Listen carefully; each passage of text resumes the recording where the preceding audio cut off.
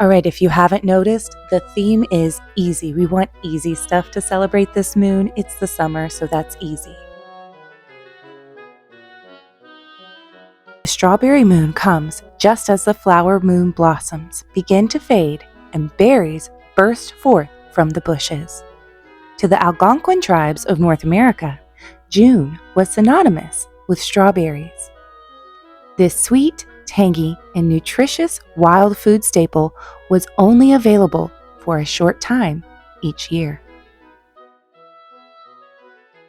This moon has gone by many names, including hot moon, mead moon, and honey moon.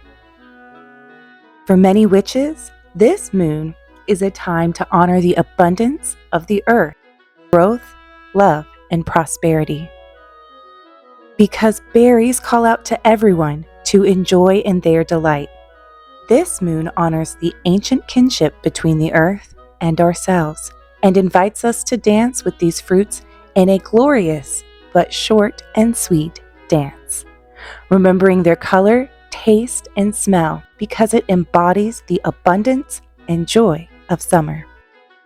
Let's make a magical ink using strawberries, which is one of my favorite ways to use berries this time of year. I started with about a teaspoon of lavender and ground that up into a powder, and then from there added a little bit of beetroot powder, about a teaspoon and a half.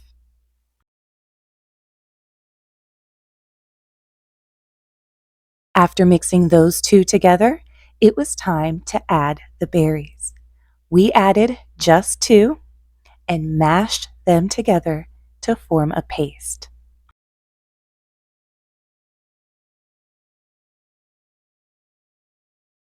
I added some chamomile hydrosol for a little extra abundance, but you can add just a few drops of water, however much you need to form a very liquidy paste.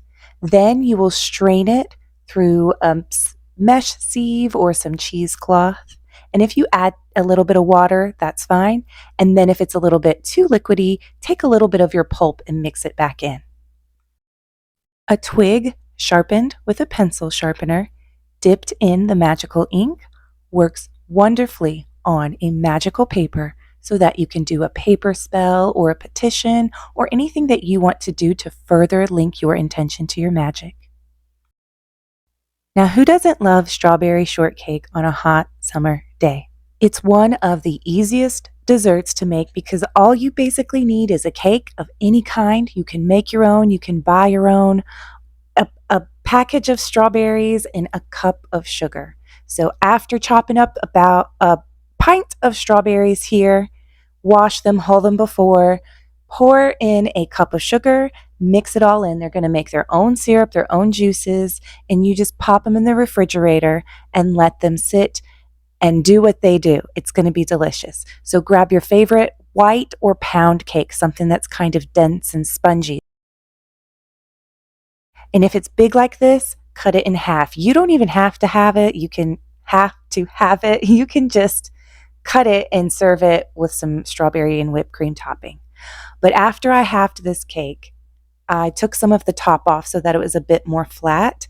I took that and made a bit of a filling. So I crumbled it up. I added some strawberries, some of that strawberry mixture on top, and then I mixed in some whipped cream. So after I mixed all of that in, then I moved the cake to the plate or cake stand that you're going to have it on for serving. And since mine was a bundt cake, I just filled the inside with that filling cream mixture.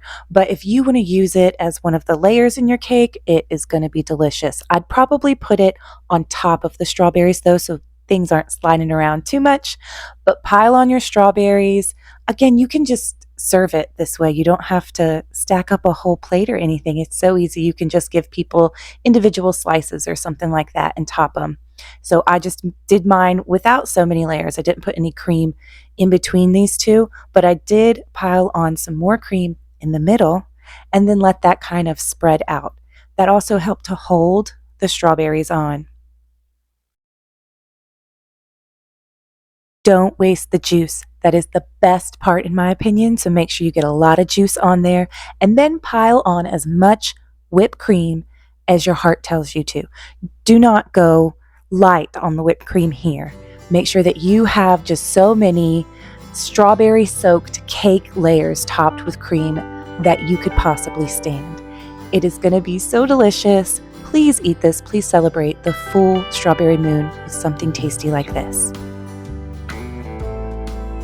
All right, if you haven't noticed, the theme is easy. We want easy stuff to celebrate this moon. It's the summer, so that's easy. So I'm making sure to grab some basil from my garden, some strawberries that I already have, some honey, and some apple cider vinegar that I already have, and I'm going to throw together a shrub.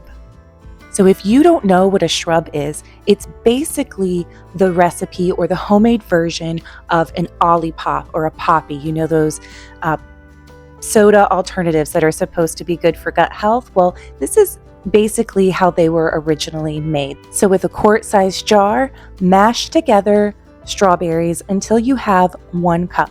And then I put some basil in, tore it up, and mashed it in a little bit further. To that, add 1 cup of honey and 1 cup of apple cider vinegar. So when you make it, you want 1/3 of everything. Put a non-corrosive lid on top. That's pretty important. And then shake it all up. And you're going to let that ferment for a couple days to about a week. You can taste it and make sure it tastes good to you. Now, I didn't have time to film the final result where I make the soda or mocktail with it, so follow me on TikTok and check it out because I'll post it on there. I hope everyone has a great and wonderful, fruitful, splendid, sweet, and delicious strawberry full moon. Blessed be.